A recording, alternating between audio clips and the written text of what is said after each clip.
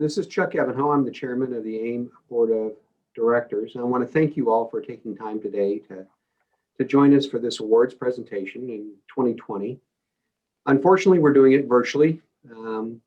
Seems like we've been overcome by events. Normally, we would do this in person at our annual meeting, but that too has been overcome by events. So again, thank you for taking time out of your day, evening, night to be here. We have some prestigious awards to hand out as we do every year. And here to start things off is Jeannie Duckett in the AIM North American AIT Government Award. Thank you, Chuck. Today, it gives me great pleasure to recognize Deputy Commissioner Frank Giannis for the AIM North America AIT Award. The Automatic Identification Technology AIT in Government Award recognizes an individual, committee, group, or organization in the government sector that has championed the successful use of AIT at the local, state, or national level. The AIT Award was founded in 2013 to recognize the achievements of leaders in the adoption of standards, and past recipients include Senator Portman and Senator Whitehouse. 2020 has been a watershed year for many reasons, and I am sure it's going to continue to have an impact in the coming years. The food supply chain rose to meet the needs of the United States people throughout this year, and AIM recognizes both the many contributions of critical workers, technology suppliers that met the multitude of challenges throughout this year. Frank Giannis has a significant background in both food safety and electronic food traceability, from his time as an instructor, being at the Walt Disney Corporation, Walmart, and now as the Deputy Commissioner of Food Policy and Response for the FDA. He has set an ambitious goal for the reduction of foodborne illnesses incidents in the United States through the drafting of the blueprint for the new era of smarter food safety and the proposed food traceability rule, FSMA 204. And we at the AIM leadership would like to congratulate and recognize him for these accomplishments. Congratulations, Deputy Commissioner Frank Giannis, for being the 2020 AIM AIT Award recipient. Thank you. Thank you. Thank you very much. I just want to make a couple of brief comments. First of all, thank you, Jean and AIM board members, and to the entire group for the kind recognition and warm words. You know, for me, receiving an award for a job well done is always a great honor, but I have to tell you very sincerely that this award is especially meaningful because of the ideals I think it represents. The automatic capture of information and data is powerful, and to me, it's very aligned with FDA's vision of the future, one that we're calling a new era of smarter food safety. The idea that food is a precious commodity and precious asset for Americans, the importance of having safe and available food for all, food security is national security, and that the work that you and your members are doing allow us to imagine a different future, one where food, this asset, data around the food and how it travels from farm to consumer can be captured, data about that product captured in automatic and real time, and more importantly, not only tracking and tracing, but maybe monitoring parameters around that food. And so the agency this year, we launched a new initiative called the New Era of Smarter Food Safety. At the heart of that initiative is leveraging new and emerging technologies, many that your members work on, and unleashing the power of data to create a safer, smarter, and more transparent food system. And so rest assured that this award is taken with great pride in that this award will have a special place on a shelf in my office. Thank you so much. And more importantly, thank you for the work that you're doing to create this new and better food system.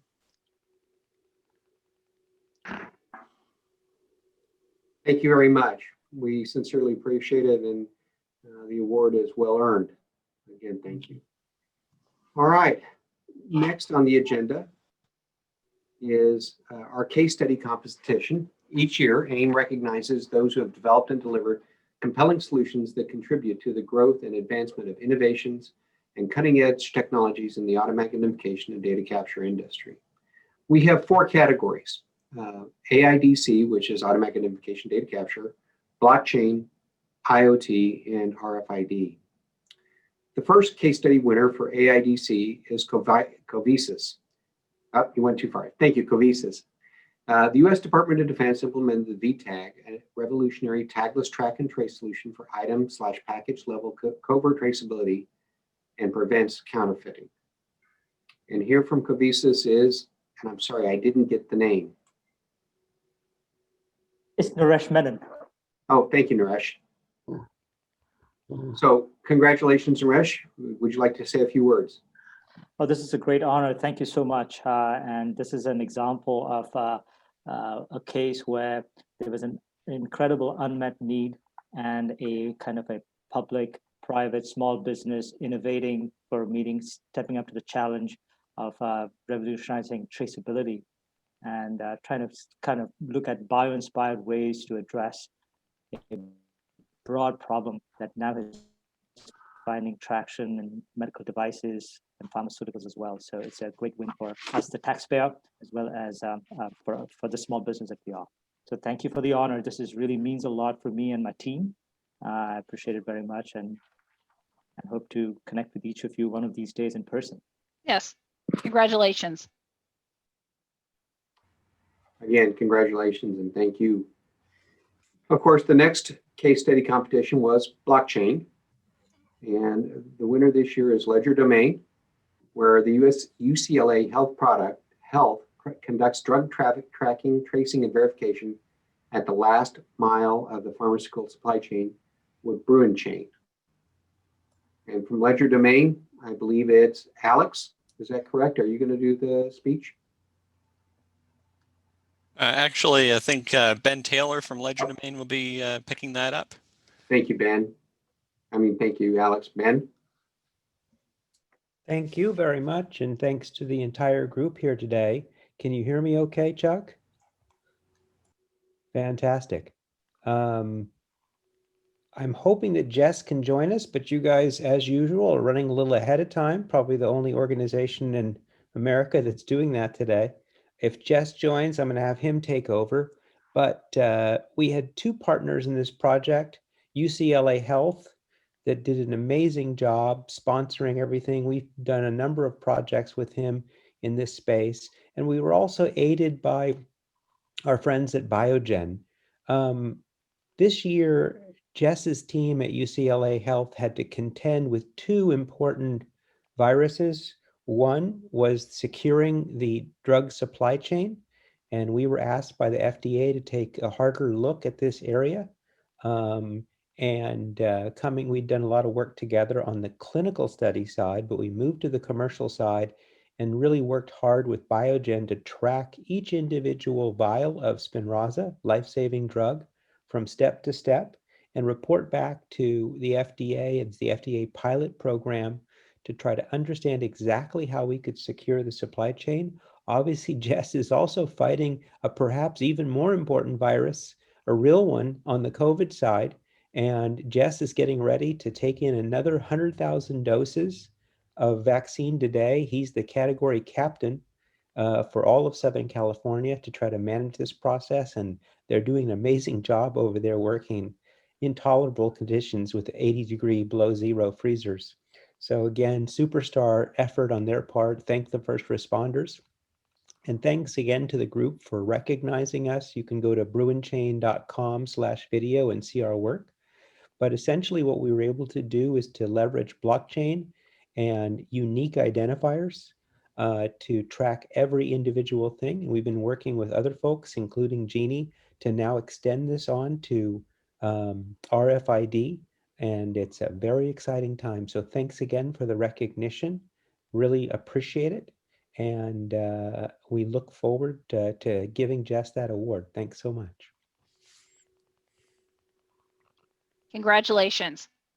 And thank you. I have my speaker's notes where it says, be as close to 2:45 because Jess only has a small window. So if you see Jess jump in, we'll give him an opportunity to speak. Does that sound fair?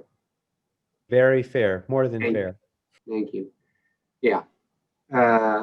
Yeah, we tend to run a little quick. So again, my apologies for that part. Next in the case study competition is our Internet of Things. Shipcom Wireless is the winner. We're Harris Health System temperature monitoring solution for fleet management and cold chain custody compliance. Here to talk a little bit about that is Kuresh. Kuresh, I'm not going to try your last name, sorry.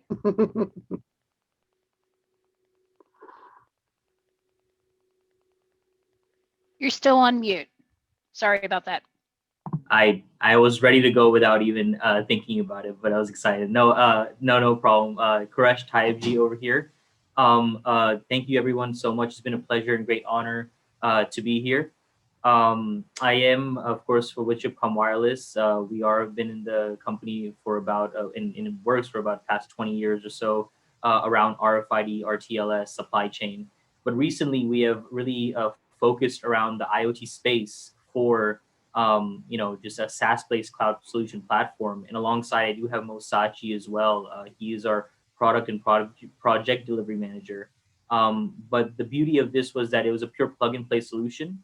They had some serious visibility issues within their organization that were solved immediately as we had launched our platform. And as COVID is becoming extremely important as well for cold chain custody compliance, as we can transport vaccines in a very temperature-controlled manner, it's going to be extremely important to go ahead and use these sensor technologies with the gateways as such and provide a solution to the platform for it. So then again, I just wanted to say thank you to AIM, very great honor, and really just surprised that we were winning this sort of case study competition. Mo, do you have anything you can tell us to add to it? No, I think, Chris, I'd just like to reiterate, thanks a lot for this honor. It's a great pleasure to have this award. And we really think that this solution has helped HHS, the organization, but also the patients and the front line workers. I want to thank them as well for being in the front line and dealing with this pandemic as we speak. So thanks, everyone. And one last thing I do want to add, of course, there are folks that are definitely not on this call, but there's a tremendous team, our CEO, Abizer Taibji, as well as our EVP, Mustafa. They have been spearheading this, this organization for many, many years. And so we want to make sure that we'll be able to, most importantly, help patient lives at the end of the day within our solutions. Thank you so much. Thank you, Jess and Mo. Appreciate it very much. I note that Jess De Jesus has joined us. If you want to go back one slide, Mary Lou.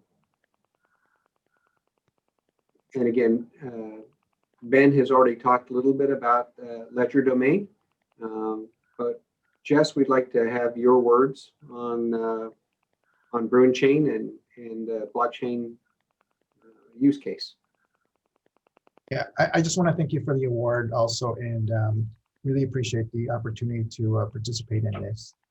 I'm going to let really Ben do all the talking because he's the most,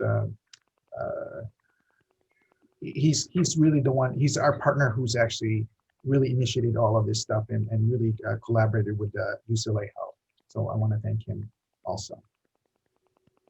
Appreciate it, Jess. And then Ben, do you have anything more you would like to add? Yes, I'd just like to finally add that Jess has been a tremendous partner and a true visionary and very, very focused on driving RFID technologies and other unique identifiers through the UCLA Health system to try to improve their overall patient outcomes. And it's a tremendous pleasure to work with him. Fantastic. Again, congratulations. Thank you. Thank you. All right. Now, the last case study is RFID. Avery Dennison was the winner. Sodexo has been capturing the benefits of WaveSafe trademark, which is a trademarked RFID tag, to reduce the spark hazards from RFID labeled microwavable meals. You can tell us the end of a day on a Friday, just saying. So here to talk about that are both Jeannie Duckett and Evelyn Ong.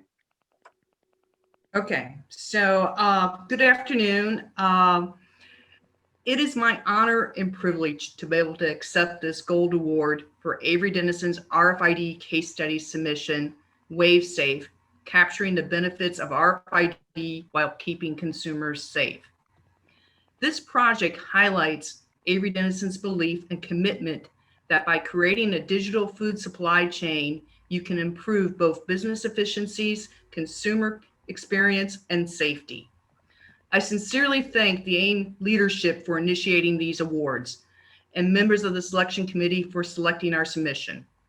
Each year, AIM recognizes those who have developed and delivered compelling solutions that contribute to the growth and advancement of innovation and automatic identification and data capture. It is certainly a very proud and humbling experience for me, for my Avery Dennison coworkers, and the team members from Sodexo and CryoWex. First, I would like to recognize the Sodexo team led by Rajan Rathid, Interim Director of Strategic Products for Asia Pacific. For those of you who may not be aware, for Sodexo, improving the quality of life isn't a dream. Sodexo, a major global food service company, it's a mission. They believe that the quality of life helps to keep people healthy and happy and motivated, and that providing healthy, nutritious, and safe food is an essential part of that mission. Sodexo this year is a recipient of numerous innovation awards this year, and they represent the best in critical thought leadership in food service. Next, I would like to recognize our team members from CryoWex, led by Darwin Gossel. Mr. Gossel is a director at CryoWex and is an active agile practitioner, an innovator, scientist, and avowed foodie. CryoWex is innovating in the new food delivery space by taking the concept of grab and go to a whole new level. With their smart fridge, consumers can simply use a mobile app to unlock the door, browse the selection of fresh, flavorful food, grab an item, and go. Payment is automatically deducted once the door closes. Together with Sodexo thought leadership, CryoWex innovation and delivery systems, and Avery Dennison RFID expertise, we were able to bring this solution to the market, providing consumers with fresh food on demand. One particular innovation with this project was that with consumers, when they grab fresh grab and go food, may need to reheat the food in a microwave, necessitating in the development of an RFID inlay that is microwave safe. We are happy to announce that this award will always have a place of honor in our company. And thank you again from the teams at Avery Dennison, Sodexo, and CryoWex. And congratulations, Jeannie. Thank you very much. And now for the next phase of our awards, the AIM Industry Awards, I'm going to turn it over to Clive Hohberger. Okay, well, I'm not going to try and read everything on the screen because I'm sure you all can read faster than I can talk. But the point is, we annually try and recognize the individuals and organizations that not only promote the advancement of automatic identification, but have demonstrated significant contributions to the development and enhancement of technologies and market development. So if I can go to the first one, please.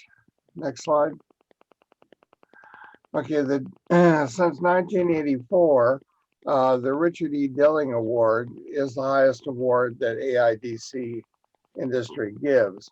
It was named for Richard Dilling, a Intermec vice president and industry pioneer and former president of AIM. And it's presented to executive scientists and engineers who have made outstanding contributions to further the growth of the AIDC industry.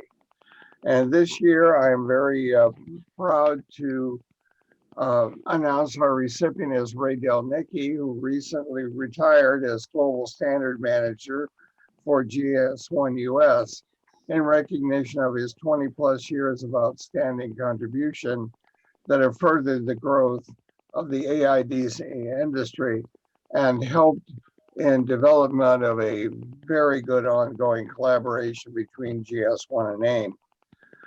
And to quote a good mutual friend of ours, Frank Sharkey, there are many ways in which an individual can make an impact on AIDC in its community.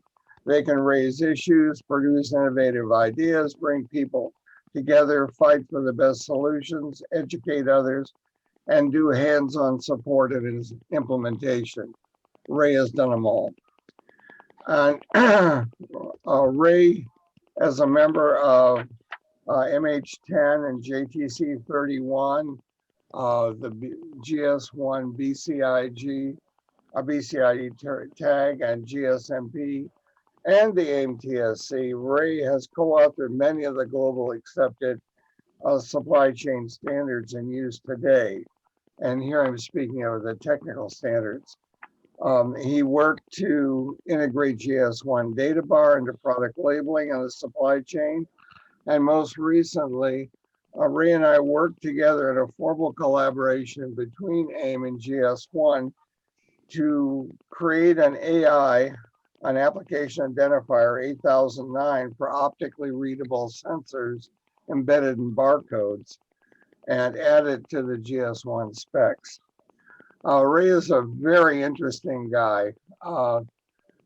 Aside from being a high-level black belt in karate, he also has a side business in which he does voiceovers for commercials and other presentations. So I'll let you hear from that sonorous voice right now.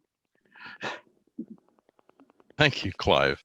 I can only say that when I first got the phone call that I was receiving this award, I was speechless and astounded.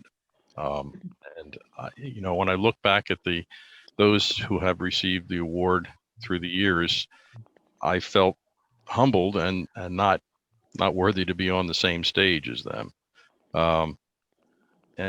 The partnership that Clive was just speaking about, when we first started down that road, it didn't seem like it was considerably relevant to us. It seemed more relevant to those delivering vaccines to East Africa. But now we see the temperature sensitivity of the COVID vaccines, and it really made me very proud of being able to work with Dr. Clive Hohberger and with Mohamed Abdo, and just to be in the same room with those guys, you know, their brilliance just blinded me. So I thank AIM very much, and I remain humbled. Thank you, Ray. You're a genuine pleasure to work with. Okay, the next slide, please.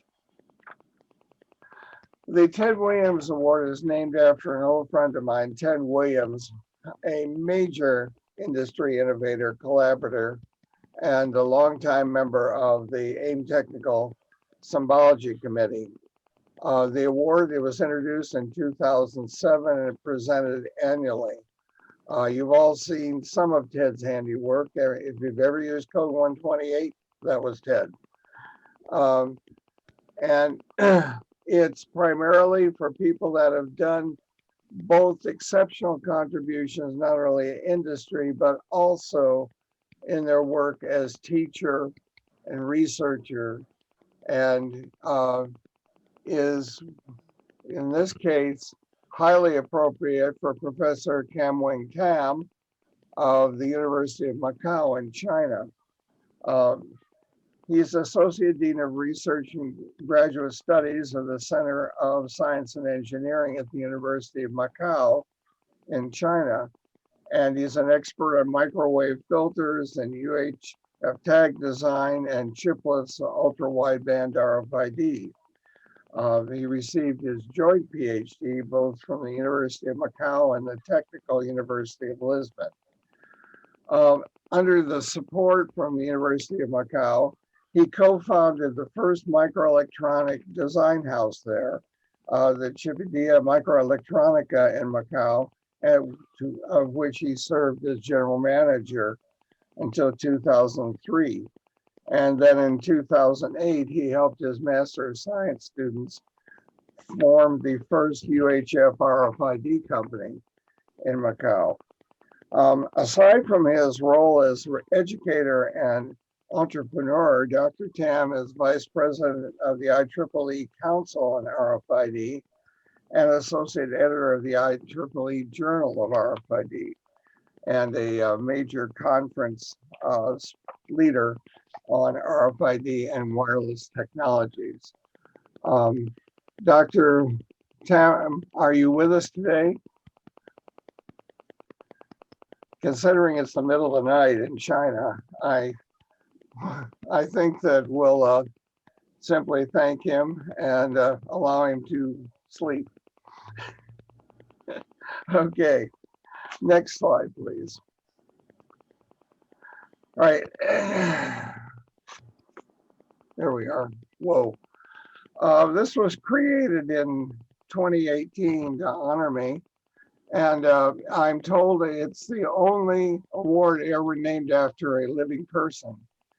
And I have assured AIM that I will try to continue to disappoint them as long as possible. Basically, this sort of splits the Dilling Award apart, with the Dilling Award being much more for people in the management side of RFID. And this award is intended to award those people who've made contributions in the scientific and engineering level at the same level as the Dilling Award. And the recipient this year is Associate Professor Matt Reynolds of the Department of Electrical and Computer Engineering at the University of Washington, and the co-founder of several startups. He's currently CEO of ThruWave, an innovator in the millimeter wave imaging area for use in the supply chain.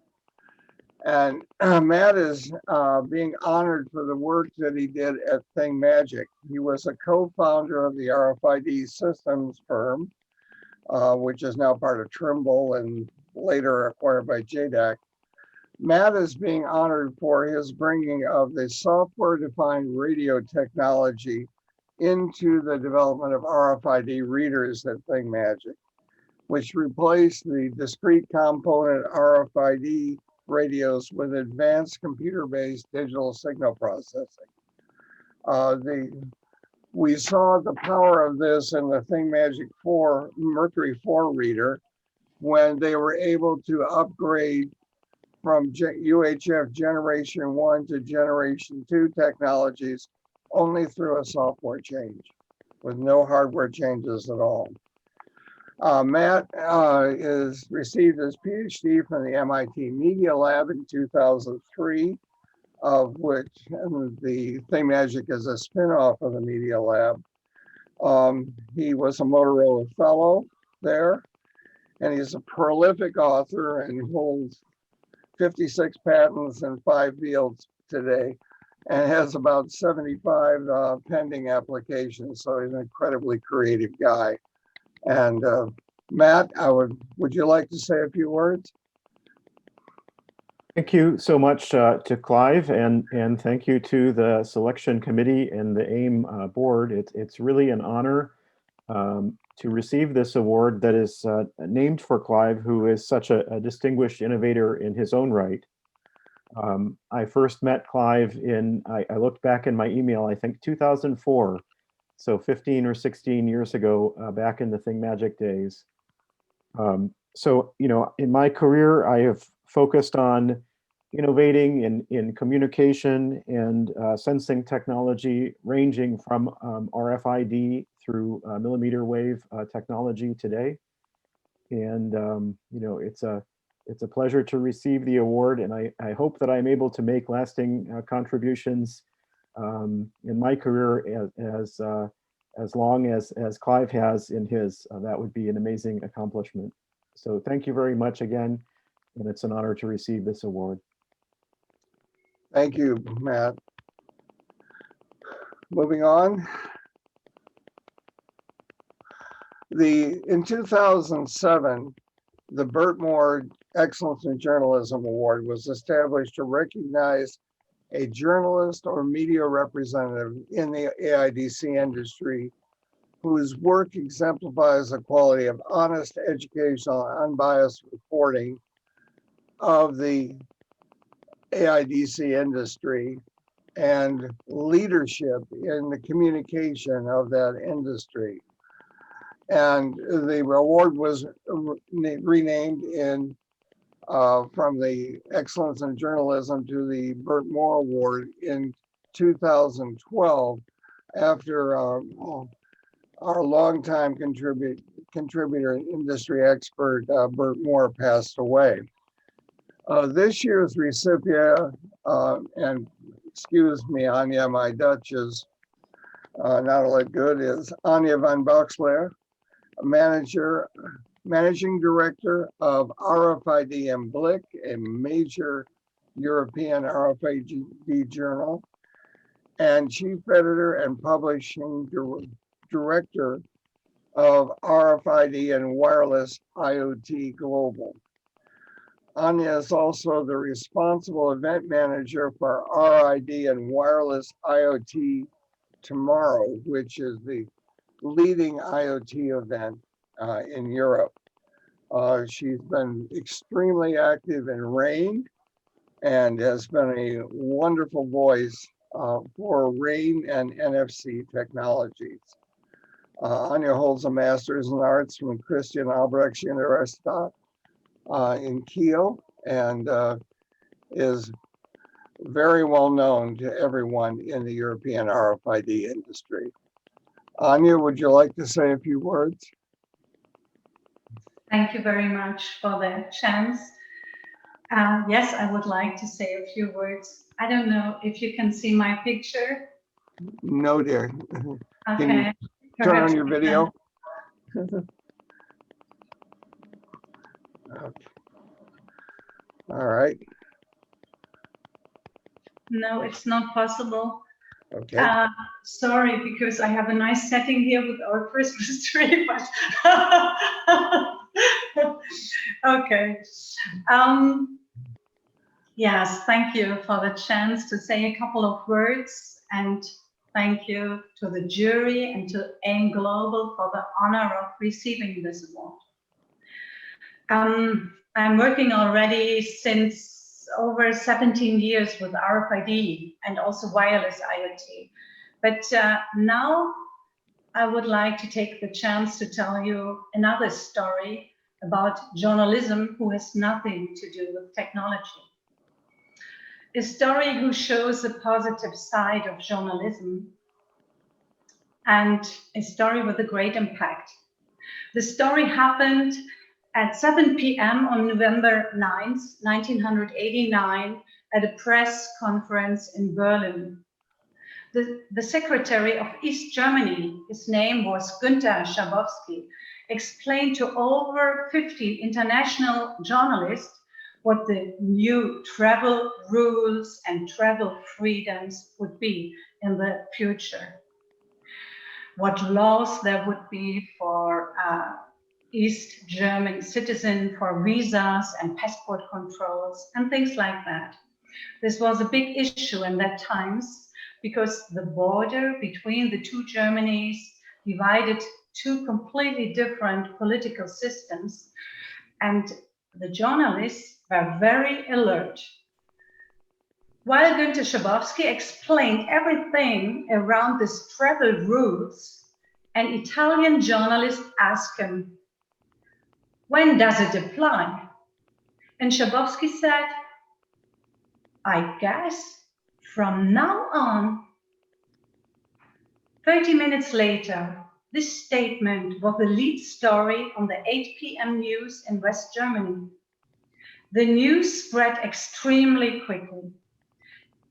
About 20,000 people left their homes and ran to the borders, to the border wall in Berlin.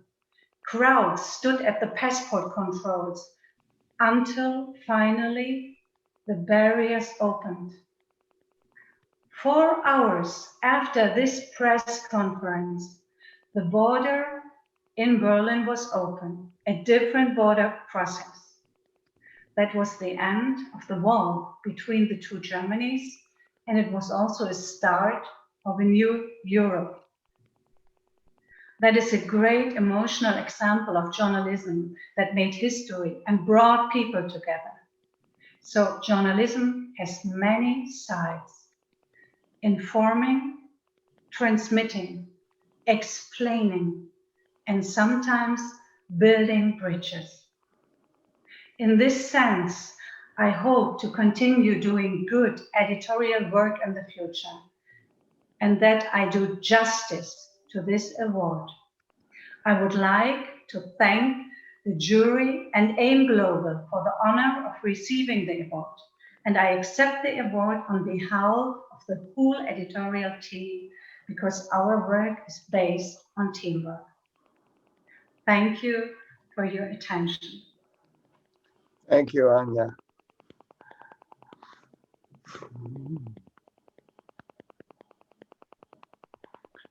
I was in Brussels at that time of that press conference. Okay. And I spent the next 2 days glued to my television set, watching the impact of it. That is journalistic impact. Okay, let's moving on. The Don Percival Award was established in 1982 to honor Don Percival, an early founder and pioneer in the development of barcode scanning. It's presented each year to an individual or organization from the user community, recognizing outstanding contributions to the application of AIDC technology in practical applications. And this year's recipient is Tom King, who is the IT manager at the U.S. Patent and Trademark Office and is the agency's subject matter expert for RFID in the asset management programs. In his current role, he is leading the Patent Office initiative to incorporate RFID technology to improve the management of mobile IT assets, which are very important to the patent examiners and personnel. During his 36-year federal career, he has focused on systems development and integration. He's received numerous recognitions from the USPTO for his work on the RFID project, asset management, procurement, and other programs for the agency, as well as an exceptional career award from the USPTO for sustained excellence. He recently received a silver medal for the U.S. Department of Commerce for his work on a new concept for procurement, which resulted in reduced procurement cycle times. In his spare time, he volunteers with Camp Virginia JCs to provide camping experiences for individuals with developmental disabilities. Tom, would you like to say a few words, please? Sure, thank you. First, good afternoon from Northern Virginia, and it's a little cold here. I'm ready to move south when I retire. I want to start off by thanking AIM for this award. I remember back in April or so when I received an invitation from Chuck to attend a meeting, and I thought, oh my God, we're in the middle of a pandemic. We're having all these problems at work with assets. What in the world has gone wrong now? And I was certainly very shocked and humbled when they announced that I was the winner of this award this year. There's certainly a lot of people that I would like to thank. First off, our partners, DTI and Evanho, who came to the table with an awesome solution, have held our hands at times and helped us get through implementing RFID. And of course, my coworkers who also were by my side in making this possible. It has been an absolutely wonderful project. The PTO has gained leaps and bounds in our asset management program. We've also been able to redirect work that was used to look for assets that now we can use to do important work, which is examining patent and trademark applications. So on behalf of the agency and myself, I certainly am very honored and humbled to have received this award. And I thank you very much and look forward to working with you in the future as well. Thank you, Tom. Okay. The final award is the Allan Gilligan Award, which was established in 2012 to honor a revolutionary developer of supply chain standards across multiple industries. The award is given to a member of the industry who has made outstanding contributions to the development of AIDC-based supply chain logistics. And I'm pleased to announce that this year's recipient is Mark Wheeler of the Development of Supply Chain Solutions at Zebra Technologies. Mark is responsible for Zebra's global warehouse and supply chain solution strategy. Mark has over 30 years experience in business consulting and process reengineering in supply chain management, also in warehouse design and building, project management, and complex systems integration. These 30 years were spent at Zebra Technologies, Henry Schein, and at IBM Supply Chain Consulting. Mark has engaged with hundreds of manufacturers, distributors, logistics providers, and retailers in improving their supply chain operations through the application of advanced technology. Mark holds a BSME from Carnegie Mellon and is also a graduate of the IBM Professional Development Program. Mark, would you say a few words, please? Sure. I just want to say thank you to everybody at AIM for this recognition. I am very honored by it, very appreciative of it. I have spent the vast majority of those 30 plus years, it seems, on airplanes, helping, I hope helping companies, apply this technology as it has evolved over those 30 years.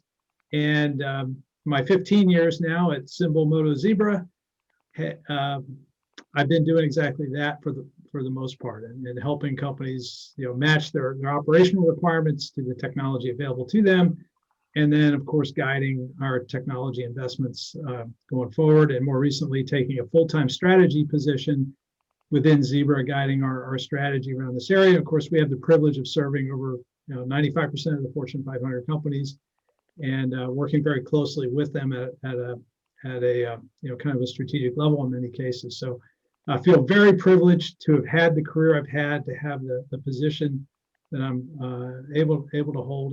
And I think as an industry, we do a tremendous amount of good to the economy and to all the individuals that participate in that economy by helping everything run more effectively, more efficiently.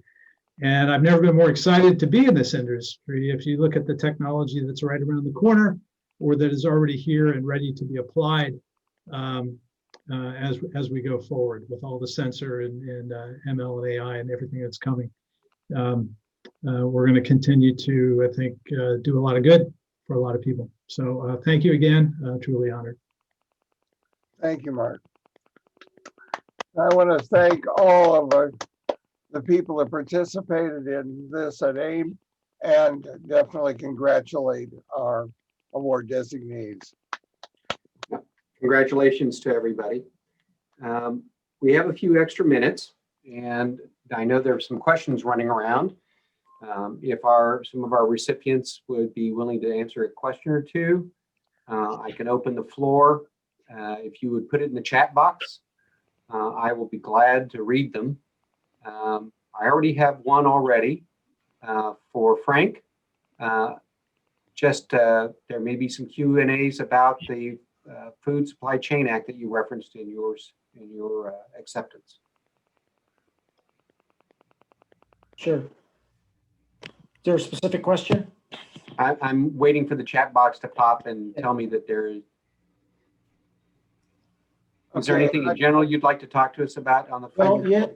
Let me just say, I've been extremely encouraged and energized by participating in this award ceremony. Generally, you come to these, and like I said, it's always a great honor. But I think these awards to me are very encouraging and energizing, because it allows me, working at the FDA and for a guy that's spent 30 years working on food, to envision and imagine this new future. If you think about it, At FDA, what we're doing is we're regulating and overseeing the safety and compliance of foods and the establishments that produce those foods. Two assets, if you will. And the types of solutions that you've recognized here today are really allowing us to change the paradigm, truly imagine how we're going to do our work in the future. In the 20th century paradigm, you wrote rules and standards for those establishments. You wrote standards of identities for those food items. And then you occasionally would inspect the facility to see if it met good manufacturing practices, or you might occasionally test a food product. But the solutions that you've talked about here today allow you to give these foods and these establishments a voice, if you will, with data and technology. And it allows you to envision a very different future where you're not only tracking and tracing, but you're monitoring foods, maybe doing remote virtual monitoring of establishments. And so I think it was Mark who said he's very excited, having been in this profession for a long time. I think the future is really exciting. At FDA, we know that it's important to track and trace foods. I've often said that the Achilles heel of today's food system is a lack of traceability and transparency. I spent the last 10 years before I joined FDA working at the world's largest retailer, Walmart. And if you pause to think about it, when you walk into your favorite grocery store, you have anywhere from 50 to 70,000 food SKUs available for a fraction of your hard-earned dollar. Pretty impressive. And so it's a pretty amazing food system. But if there's one Achilles heel, it's that we often don't know or have enough transparency how food travels from farm to table and how it's produced. There's still a lot of anonymity in the food system. And so in the private sector, I was asked by my previous bosses to work on a traceability initiative where we wanted to see if we applied some of these new and emerging technologies such as blockchain, could we accelerate how we track foods? I started with a baseline. I took a package of sliced mangoes. I brought them into my staff room meeting, put it in the center of the conference room table, and I said, the traceability study starts right now. Tell me where the mangoes in this package of sliced mangoes came from. And it took that team working at the world's largest retailer that's pretty good at supply chain, 6 days, 18 hours, and 26 minutes, almost 7 days. Because of the complexities of those mangoes going from small farms to a packing shed, then getting across the US Customs border, and then going to a processing facility, getting peeled, sliced, and boxed, then to distribution centers, and eventually to thousands of retail outlets across the country. We started to capture that information based on standards and distributed ledger technology, very simple user apps at each point in the supply chain. I then did at a Walmart shareholders meeting, crazy enough to say, let's see how this works, scanned a package of mangoes, and was able to trace them back to source in 2.2 seconds. I say that's food traceability at the speed of thought. 7 days. But it's more than traceability, because what it did is it allowed us to see how those mangoes traveled, where were their opportunities in the supply chain. And everyone on this webinar knows that if you make small changes to supply chains, it often results in big advantages. I now find myself in the public sector, and one of the things the FDA has done this year is we proposed a food traceability rule, a regulation. And the key features of this proposed rule, it's open for comments. Some of your members are already submitting comments, is that we've identified, I think, a few critical factors. What are the key data elements that are needed to more effectively track and trace foods from farm to customer? We've defined what are the critical tracking events. We've tried to do this in a way that's aligned with consensus standards such as GS1 that has been mentioned here today. But I'm a believer that the solutions that you're talking about here today, Chuck, are the types of solutions that will allow technology to enable this transparent food system, make traceability a reality in real time. And let me tell you from firsthand experience, but with a lot of humility, that when we start digitizing the food system, one of those last frontiers of digitalization, it will result in a safer, more efficient, and more sustainable food system. So that's what we're working on at FDA when we talk about a new era of smarter food safety as well as other things. But I'm so encouraged by the great work that you've recognized here. And I am convinced that the future of food and food efficiency and food sustainability is different, and it's different because of the great work being done by your members. Thanks. Thank you, Frank. Very good. And I think you hit the question that was going to be asked specifically, so I appreciate that. I note that there's also a question for Tom King at USPTO. Someone really wants to know if there's a time machine there. Well, I was kind of chuckling when I read that, but then I thought, wow, I've been there for 33 years and it feels like I started yesterday. So maybe there is one and I'm just not aware of it.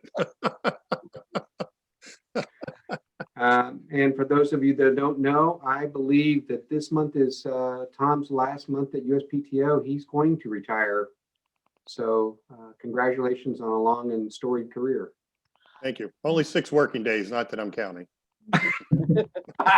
Congratulations. Thank you. Do we have any more questions for anyone else? All right. I don't see anything popping up. So I just do really want to thank you and congratulate you. Appreciate your participating. Congratulate you on the awards. And for all those that attended, I appreciate your support. A reminder that AIM is here for all of us, to bring about standards, networking opportunities such as this, advocacy as we do, for example, in the food safety world, and education.